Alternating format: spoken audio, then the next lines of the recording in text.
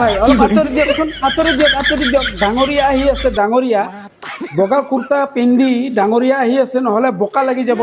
বোকা লাগিলেতো মানে নেতাৰ যিটো ভাৱমূৰ্তি সেইটো নষ্ট হৈ যাব। গতিকে অলপ চাইড দিয়ক, আঁতৰি দিয়ক। আহক আহক ডাঙৰীয়া, আহক আহক আহক। আমাৰ নেতা আহি আছে নহয়। এই অলপমান পানী, এইখিনি পানীত কলগছৰ ভুৰাৰে এই আমাৰ একাংশ মানুহে পুৰা আদৰি লৈ আছে। ডাঙৰীয়া আহিছে নহয়, আদৰি লৈ আহি আছে। আৰু হাজাৰ হাজাৰ দৰ্শকে, হাজাৰ হাজাৰ ভোটাৰে এই পানীত খোজকাঢ়ি আহি আছে। আৰু ইপিনে আৰু একটা দৃশ্য চাওক, ইপিনে চাওক, ৰেজাল্ট কৰিম চৰকাৰে পানীত ভিজি গোটেই দিন ৰাত একাকাৰ কৰি মানুহক ঘৰে ঘৰে ৰেচন পঞ্চাই আছে। আৰু মৌলানা বদৰুদ্দিন আজমলতো ৰাতি দিন 24 ঘণ্টা উজনি অসমততো একদম বাহৰ পাতি দিছে, তাত কোনো সন্দেহ নাই, গোটেই অসমৰ মানুহে জানে।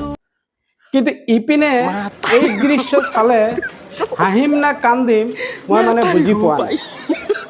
এইজন নেতাই এইখিনিমান পানী হ'ব, কলগছৰ ভুৰা দুটি বগা কুৰ্তা পিন্ধি পুৰা আহি আছে।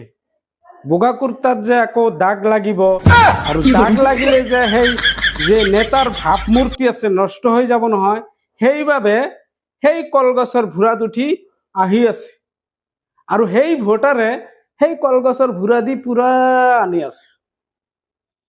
এটা কথা হ'ল, এই চিনটো যদি ইলেকশ্যনৰ সময়ত হল হয়, তেতিয়াহ'লে সেই নেতা সেই কলগছৰ ভুৰা দি আহিল হয় নে? একদম পুৰা একদম বগা কুৰ্তা টুৰ্তা খিচ কৰি দিল হয়। লাগিলে অলপ বোকা নিজেই লগাই ল'ল হয়, যে চাওক আমাৰ গৰীবৰ নেতা এনেকে ৰাইজৰ লগত সদায় মিলি জুলি থাকে। আৰু আজি দেখক তাৰ উল্টা ছবি। উজনি অসমৰ যি ভয়াৱহ পৰিস্থিতি, আৰু সেই ভয়াৱহ পৰিস্থিতিৰ মাজত কিছুমানে ৰাত দিন 24 ঘণ্টা পৰিশ্ৰম কৰি তৎ পোৱা নাই, আৰু কিছুমানে নিজৰ কুৰ্তা দাগ লাগিব বুলি এনেকে নিজক বচাই চলি আছে।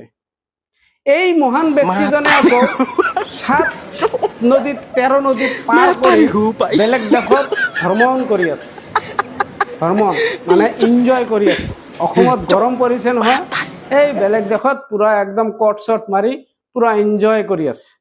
এয়াই আমালোকৰ নেতা। এওঁলোকৰ হাতত আমি ক্ষমতা অৰ্পণ কৰি দিওঁ, যাতে এওঁলোকে আমাক ৰক্ষা কৰে বিপদৰ সময়ত, আৰু এওঁলোকে আমাক সুৰক্ষা দি আছে। এনেকে সুৰক্ষা দি আছে। চাওক আপোনালোকে কি ক'ব এইসকল নেতাৰ বাবে? কমেণ্ট বক্স খোলা আছে, পুৰা কমেণ্ট কৰক আৰু ভিডিঅ'টো শ্বেয়াৰ কৰি দিয়ক।